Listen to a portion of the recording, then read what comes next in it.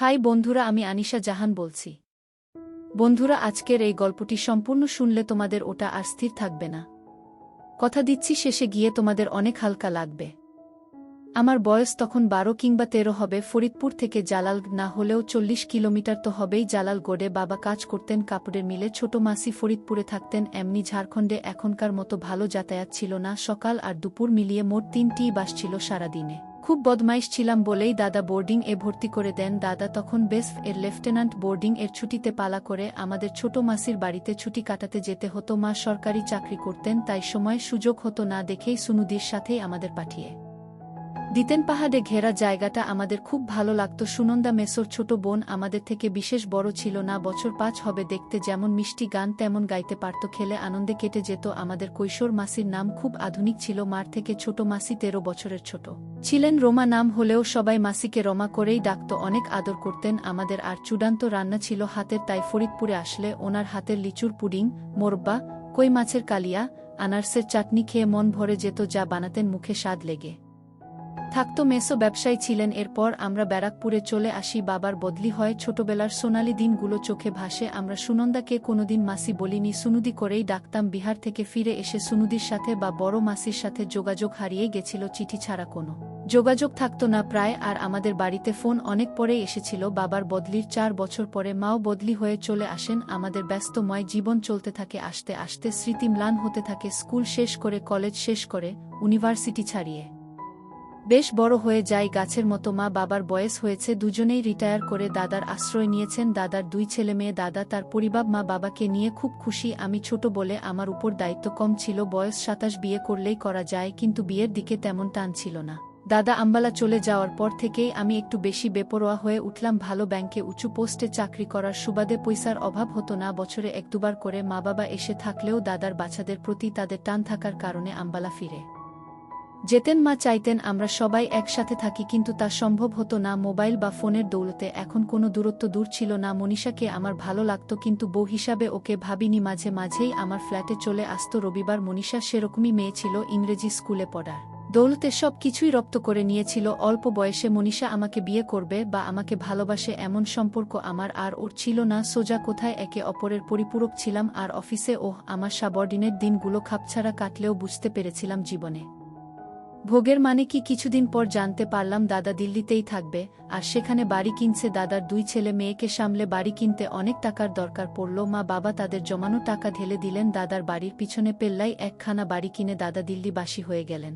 আগে মতো শাসন না করলেও সপ্তাহে 1 বার ফোনে লেকচার শুনতে হতো। তারাও আমার বিয়ের জন্য উঠে পড়ে লাগলেন। আমার ব্যারাকপুরের ফ্ল্যাটে আমার সাজানো গোছানো সাম্রাজ্যে ঘন কুয়াশা ঢেকে গেল যখন খবর আসলো ব্যক্তিগত শত্রুতার জেরে মেসোর বন্ধুরা তাকে ঠকিয়ে পথে বসিয়ে দিয়েছেন। সব থেকে আশ্চর্যের বিষয়, মেসো এই সব কথা বাড়িতে জানানোর ইচ্ছা পর্যন্ত করেননি। সুনন্দাদির বিয়ে হয়েছে বিহারেই, কিন্তু তার শ্বশুর বাড়ির লোকেরা বিশেষ ভালো ছিলেন না, তাই তারা মেসোমশাইকে সাহায্য করতে অস্বীকার করে। মেসোর অমন সুন্দর বাড়িখানা বিক্রি করেও ধার শোধ করা যায়নি। এমন অবস্থায় মেসো নিজেকে শেষ করে দেওয়ার পথ বেছে নেন। চারিদিকে ঋণের বোঝা আর পাওনাদারদের যন্ত্রণা নিয়ে ছোট মাসির জীবন এখন নরক প্রায়। তাদের একটি কন্যা সন্তান দীপ্তামিতা ক্লাস 10-এ পড়ে মাত্র। তাকে মেসো দুন স্কুলে ভর্তি করিয়েছিলেন অনেক পয়সা খরচা করে। এখন রোমা মাসি মাথায় হাত দিয়ে বসে পড়েছেন।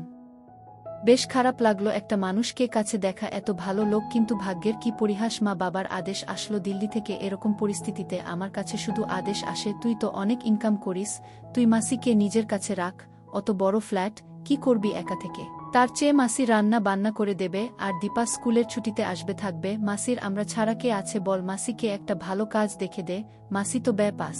মার আদেশে আমার সোনার লঙ্কা ছারখার হয়ে গেল। মনীষাকে জানালাম যে আমাদের মস্তির দিন শেষ। আর বন ধুরা যারা আসতো আমার ঘরে বেপরোয়া মস্তি করত, তাদের গার্লফ্রেন্ডদের নিয়ে তাদের আশা হতাশাতে পরিণত হলো। মাসির বয়স এমন কিছু বেশি ছিল না যে জীবন শেষ হয়ে গেছে, 40 শেষ করেছে সবে, কিন্তু এমন প্রৌঢ়া মহিলাকে ঘরে রাখা মানে নিজের সব প্রাইভেসিতে আমের আটি ফোনে মাসির কান্না হাতে পায়ে ধরা শুনে আমার বুক গলে গেল। মাসির দেনা শোধ করতে করতে আমার পুঁজি প্রায় শেষ হবে। এমন সময় মাসির মেয়ের স্কুল থেকে ফোনে আসলো সামনের বছরে টিউশন ফি ভরতে হবে, অনেক টাকাই নেই করে খরচা হয়েছে, বাধ্য হয়েই সেভিংস এর কিছু কালো টাকা ভাঙিয়ে ড্রাফট করে পাঠিয়ে দিলাম। মাসির প্রতি ভালোবাসা থাকলেও এখন আমি আর ছোট নেই। দাদা বাবারাই সব ব্যবস্থা করে মাসির ঝাড়খণ্ডের জিনিসপত্র বিক্রি বাট্টা করিয়ে দিলেন। বোচকা বুচকি নিয়ে মাসি আমার ফ্ল্যাটে উঠলেন। আমার নরকীয় দিন শুরু হলো। মাসি কে বুঝতে দেওয়া সম্ভব নয় যে আমি একেবারেই খুশি নয়। কিছু কিছু বন্ধুরা লাল পানি খেতে আসত, তারাও এসে ফিরে যেতে লাগল।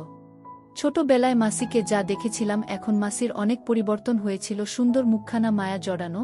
আমার মাসি এমনিতেই 5 ফুট 5 ইঞ্চি লম্বা। আগের চুল বয়কাট রাখতেন, কিন্তু এখন লম্বা চুলের বিনুনি ফর্সা সুন্দরী মুখে অসাধারণ একটা লালিত্য। মাসি কখনো আমাকে রনি বা রঞ্জন বা সুরঞ্জন সব নামেই ডাকতেন। সকালে রান্না করে আমার রান্না খাইয়ে টিফিন ও দিয়ে দিতেন। সত্যি বলতে মাসির রান্না খেয়ে এত তৃপ্তি পেতাম যে বাকি সব কিছু ভুলেই যেতাম মাসির পাশে এইভাবে দাঁড়ানোতে। মাসি আমার সামনে অনেক কৃতজ্ঞতা প্রকাশ করতেন, যা আমি চাইতাম না। ভালো লাগতো না একরকম মাসির সংসার যেন আমি চালাছিলাম। 2 সপ্তাহ কেটে গেছে, মাসি এসেছে। মাসি মাঝে মাঝে আমার ফোনে মার সাথে বাবার সাথে কথা বলে নেয়। লাল পানি খাওয়া মেয়ে মানুষ নিয়ে ফুর্তি করা একদম লাটে উঠে গেল। মনীষা নিজের খিদে মেটাতে রাহুলকে বেছে নিল। রাহুল আমার এক কলিক কুকুরের মতো মনীষার পিছন পিছন ঘুরে বেড়াত সুযোগ পেল। তাই আমার দুর্বলতাকে কাজে লাগিয়ে লাল পানি খাইয়ে মনীষাকে নিয়ে ফুর্তি শুরু করল। কাজ অফিস করতে করতে কেটে গেল 1 মাস।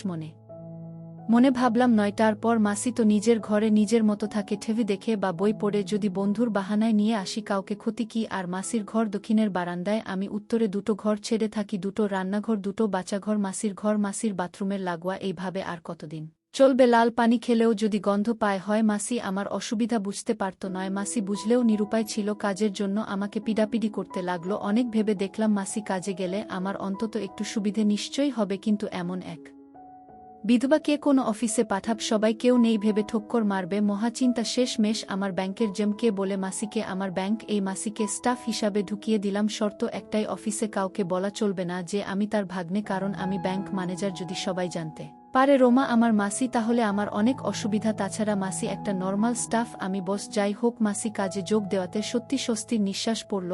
আমি অনেকটা ব্যক্তিগত জীবন ফিরে পেলাম। আস্তে আস্তে আরও 2 মাস কেটে গেল। সিগারেট ঘরেই খেতাম, আর ইদানিং লাল পানি খাওয়াটাও ঘরেই শুরু করলাম। যেহেতু আমার টাকায় মাসির বাচ্চার পড়াশোনা চলত, সেই জন্য মাসির হাব ভাব পাল্টে যেতে লাগলো। এত বিনা ভালো লাগতো না, এই যেন প্রভু ভৃত্যের মতো ব্যাপার স্যাপার। কেউ কাউকে কিছু না বললেও মাসির আর আমার সংযোগ এতটাই কমে গেল যে শুধু আমার প্রয়োজনের আর চাহিদার কথাটুকু হতো। এর জন্য আমার ব্যস্ততা কতটা দায়ী তা আমি জানতাম না। ছুটির দিন ঘরে থাকতেই ইচ্ছা করতো না। গাড়ি ছিল একদিন, তাই মাসিকে গাড়ির সদ উপযোগ করার খাতিরে বললাম, এখানে গাড়ি চালানো শিখে নাও, আমার বাজারের জন্য অপেক্ষা করতে হবে না। মাসি মাথা নিচু করে বলল, কাল খোঁজ নেব। আমি বিরক্ত হয়ে বললাম, আরে খোঁজ নিতে হবে কেন? বিশুদা রয়েছে তো, সব শিখিয়ে পড়িয়ে দেবে। মাসি চুপ করে নিজের ঘরে চলে গেল। বিশুদাই আমার ড্রাইভার। সেদিন শনিবার রাতে ঘরেই বিরক্ত হয়ে পার্টি ডাকলাম। আমার বিশেষ বন্ধু শৈবাল, বরুণ, তার ঋতিকা আর চারু। ঋতিকা জাত জিনিস যার কাছে খেতে পাবে তার সাথেই শুবে। ওকে পছন্দ না হলেও বরুণ আমার ভালো বন্ধু, মানা করতে পারলাম না। চারু 1 মাস আমাদের ব্রাঞ্চ এসেছে, দারুণ সুন্দরী, কিন্তু ঘ্যাম আছে, সহজে শুতে চায় না কারোর সাথে। আমার বসার ঘরে সবাই বসে হাসি ঠাট্টা করছে। চারু আমার ডাকতেই এসেছে, না হলে ও সহজে কোনো পার্টিতে যায় না। ছোট মাসি আগে ভাগেই বুঝে গেছে লাল পানির বোতল এসেছে, কারণ লাল পানির 2টো বোতল নিয়ে আমি ফ্রিজে রেখে এসেছি। মাসি বাড়িতে শাড়ি পরেই থাকেন, আর শাড়ি পরলে মাসিকে আরও সুন্দর দেখায়। মাসিকে দেখে বরুণ চারু চমকে উঠল। ওদের ভুল ভাঙিয়ে দিয়ে সংক্ষেপে সব বলতে হলো মাসিকে। চারু আনন্দ করার জন্য বলল, আন্টি আজ সব ছাড়, আজ পার্টি। মাসি মৃদু হেসে ঘর থেকে বেরিয়ে গেলেন। আমায় আর চোখে ডেকে বললেন, তোমার জন্য একটু পাকোড়া বানিয়ে দিই? আমি বললাম, বাহ, তাহলে তো ভালোই হয়। তোমার চেঁচামেচিতে বিরক্ত লাগলে তুমি তোমার ঘরে চলে যেতে পারো। মাসি বলল, না, আমার অসুবিধা নেই, তোমাদের যা ইচ্ছে কর। রাতে কি রান্না করব কিছু? আমার মনে মনে আনন্দ হলো, এই তোমার কি রাতে কেউ কিছু খাবে?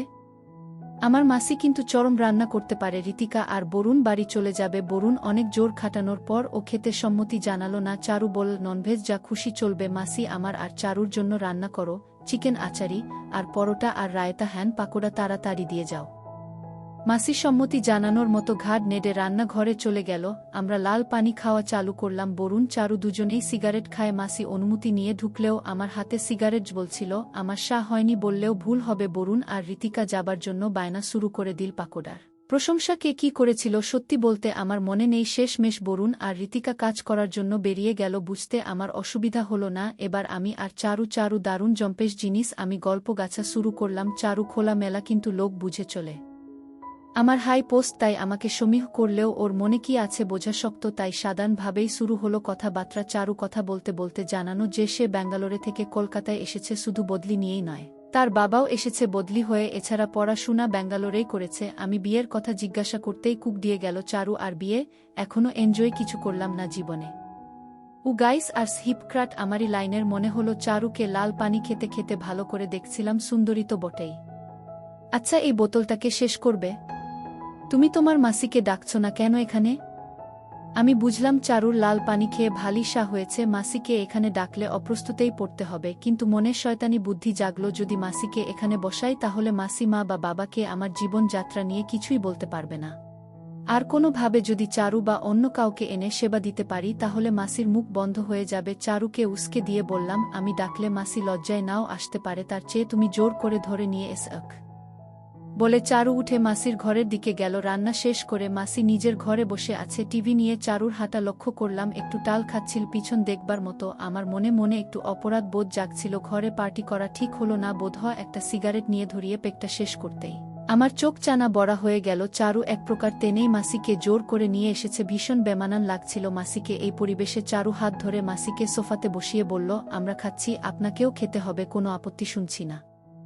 মাসি সমানে না বললেও করুণ চোখে আমার দিকে আর চোখে তাকালো। আমি সার ঘুরে বলে ফেললাম, আগে খেয়েছ মাসি? মাসি মাথা নেড়ে বলল, এক দুবার তোমার মেসো খাইয়েছিল। চারু সাথে সাথে তালি মেরে বলল, সাব্বাস। মাসিকে একটা খানা জাহ বড় পাটিয়ালা পেক দিয়ে বলল, চিয়ার্স। চারু কথাবার্তায় কোনো মার্জিত বোধ প্রকাশ করে না। মাসি জড়তা নিয়ে লাল পানি খেতে থাকলেও আস্তে আস্তে পুরো পেকটাই শেষ করে ফেল। আমার বেশ কৌতুক লাগলো, মনের শয়তানটা জেগে উঠল। দেখি না যদি মাসিকে লাল পানি খাইয়ে অপদস্থ করা যায়। আর এতদিন থেকে আমার উপর মাসির কি মনোভাব গজিয়েছে। আমি চারুকে মাসির অলক্ষ্যে জিজ্ঞাসা করলাম আমার প্ল্যান সম্পর্কে। ওর অভিমত। চারু সানন্দে রাজি হয়ে গেল। চারু রাত আমার বাড়িতেই কাটাবে, কিন্তু সেবা নেবে না। আগে ভাগেই জানিয়ে দিল। আমি দমে গেলাম একটু। চারুর কথা শুনে লাল পানি খেয়ে ফুর্তি না করলে হয়? মাসি বসেছিল তবে সংযত হয়ে, আর একটু সার হালকা আমেজ মাসিকে খোলামেলা করে দিল। ক্ষণিকেই বাচ্চাঘর থেকে ফিরে এসে চারু আর আমি আমাদের প্ল্যান মতো মাসিকে আমাদের মজার খোরাক বানাবো ভাবলাম। চারুকে বাইরে থেকে দেখে বোঝা যাচ্ছিল না চারু এমন দুষ্টু বুদ্ধি মাথায় রাখে, আর চারু যে গভীর জলের মাছ। বুঝতে অসুবিধা হলো না আমার। চারু মাসির গায়ের কাছে বসে মাসিকে বলল, তুমি এত চুপচাপ কেন? আমরা কি তোমার আপন নয়? আমরা 3 পেগ খেয়ে নিলাম আর তুমি 1 পেগ ধরেই বসে আছো। মাসি মৃদু হেসে বলল, আমার তোমাদের মতো অভ্যাস নেই, আর এখন আর এসব কি মানায়? চারু না করে বলল, না ওসব চলবে না, এই পেগটা খেতেই হবে। বলে আরেকটা জাম্বো পাতিয়ালা পেগ মাসির হাতে ধরিয়ে দিল। মাসি না করলেও গল্পের ছলে এদিক ওদিক করে পুরোটাই খেয়ে ফেল। সার ঘোরে এবার বাড়তে থাকলো। মাসির খিলখিলিয়ে হাসি আর আলু থালু হয়ে পড়ে সোফাতে বসে থাকা দেখে চারু আর আমি মস্তি নিতে থাকলাম। চারু প্রশ্ন করল, আচ্ছা রমা মাসি, রঞ্জু কেমন ছেলে? মাসি চারুর মুখে হাত রেখে বলল, ওহ ভগবান, একরকম আমার মালিক। আমি জানি না। এমন ভাব করে বললাম, কেন মাসি এমন কথা বলছ? তুমি জানো না চারু, রঞ্জু আমায় নতুন জীবন দিয়েছে। ওর ঋণের বোঝায় আমি ডুবে আছি, আর জানি না কোনোদিন ঋণ শোধ করতে পারবো কিনা। চারু বলল, আচ্ছা ও যে লাল পানি খাচ্ছে, সিগারেট খাচ্ছে? মাসি ওই কথা উড়িয়ে দিয়ে বলল, এখনকার ছেলে মেয়েরা একটু আধটু খায়, ওহ একা থাকে বেচারা, কি বা করবে। মাসির কথা শুনে ভালো লাগলো। চুপচাপ গিয়ে হান্ডি ক্যাম চালিয়ে দিলাম। চারু আর মাসিকে বুঝতে দিলাম না টিভির উপর আমি হান্ডি ক্যাম রাখি। তোয়ালে চাপা দিয়ে মাসির সংকোচ কাটাতে ঘর থেকে সিগারেট বেরিয়ে গেলাম। চারু এবার শালীনতার মাত্র ছাড়িয়ে ফেল। তুমি আসতে ওর কত অসুবিধা, ওর মেয়ে বন্ধুরা এখানে আসতেই পারে না। বাইরে থেকে দাঁড়িয়ে বারান্দায় আমি সব কথা শুনছি। মাসিকে কোথায় কোথায় হেনস্তা করার ইচ্ছা জাগলো। সত্যি মাসি আমাকে মানে না, আমার পয়সার জন্য এমন কথা বলছে। বুঝতে হবে না অসুবিধা কোথায়, ওর মেয়ে বন্ধু আসলে আসবে। এখন ওর বিয়ে করার কথা আমার জন্যই না। ওর কত কষ্ট আমার জীবনে, আর কি বা আছে। ওহ আমার মেয়ের দায়িত্ব নিয়েছে, এটাই বড় কথা। তার জন্য আমি তো এমনিতেই ওর কাছে ঋণী। ওহ না থাকলে হয়তো আমার পথে বসতে হতো। আমি সত্যি সেইভাবে মাসি আমার সহানুভূতির নিচে চাপা পড়ে থাকতে দেখতে চাইনি। মাসি ঘরে আছে, আমিও ঘরে ঢুকলাম। মাসির কথাবার্তা এলোমেলো হয়ে গেছে। সায় টাল হয়ে আবল তাবল বকছে, আর চারু মাসিকে খোরাক বানাচ্ছে। চারু সায় বিভোর। মাসির শাড়িটাও বেশ খানিকটা উপর থেকে সরে গেছে। এই দেখে চমকে উঠলাম। মাসিকে ছোটবেলায় দেখেছিলাম, সুশ্রী মায়ামা মুখ, বেশ সুন্দর। মাসির স্কিন মাখনের মতো। এখন এতদিন পর দেখে কারেন্ট লেগে গেল। ঘরে এমন জিনিস থাকতে যদি সেবা দিতে না পারি, লাল পানি খাওয়ানোর সুযোগে কিন চারু ঘরে কিছু করতে দেবে না, আগে ভাগে বলে দিয়েছে। বসার ঘরে ক্যামেরা চলছিল, তাই বন্ধ করে দিয়ে আসলাম মাসিকে। মাসির ঘরে গিয়ে কিছু একটা করতে হবে। চারুকে জিজ্ঞাসা করলাম, চল খাওয়া যাক।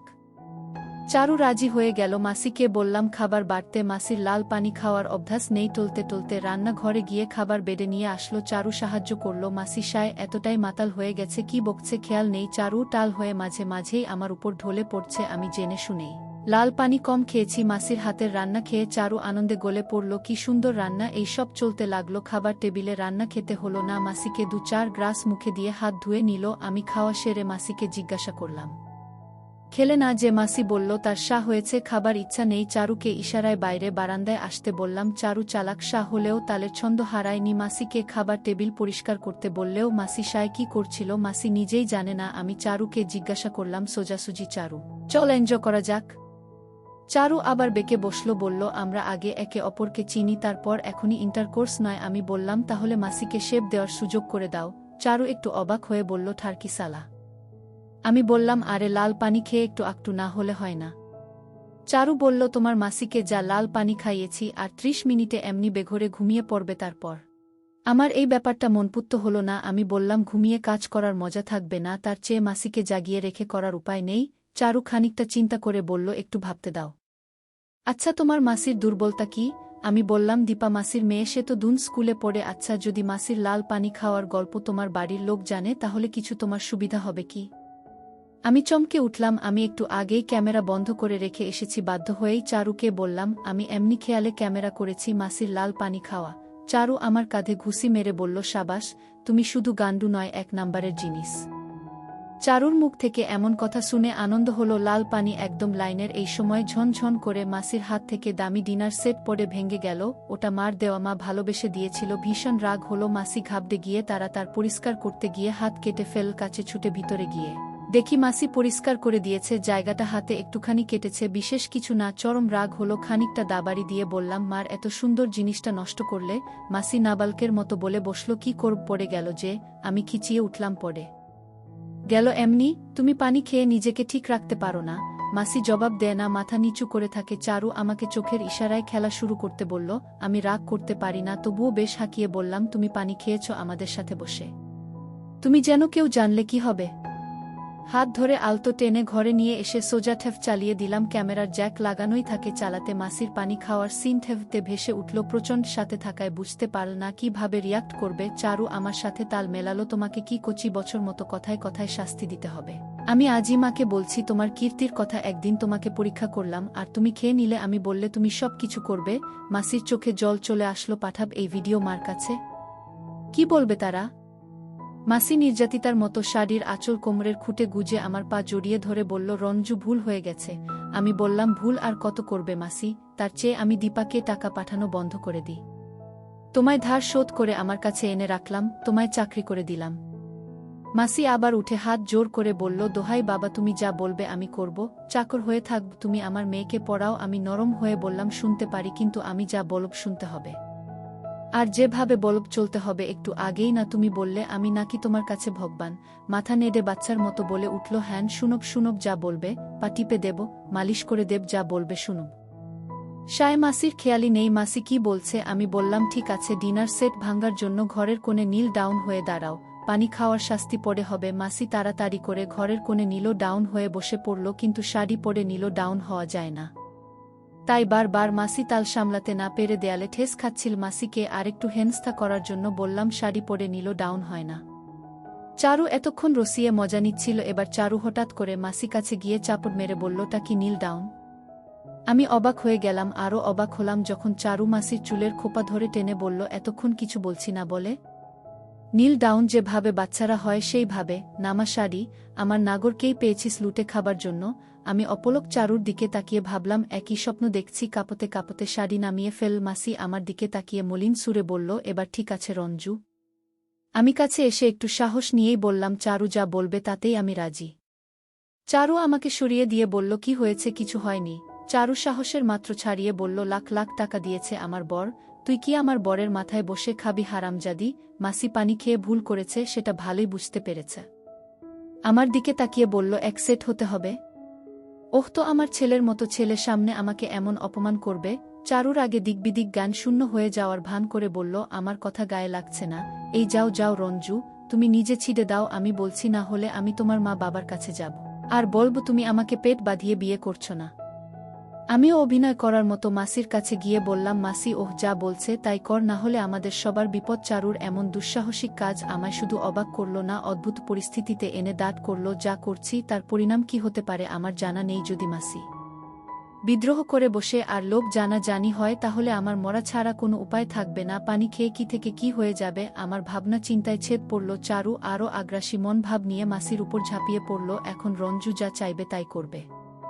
ঘুরে দাঁড়া আমাদের দিকে। মাসি মনে মনে কি ভাবছিল জানি না, মুখ নিচু করে দাঁড়িয়ে রইল। এই অবস্থাটাই আমাদের কাছে আদর্শ অবস্থা।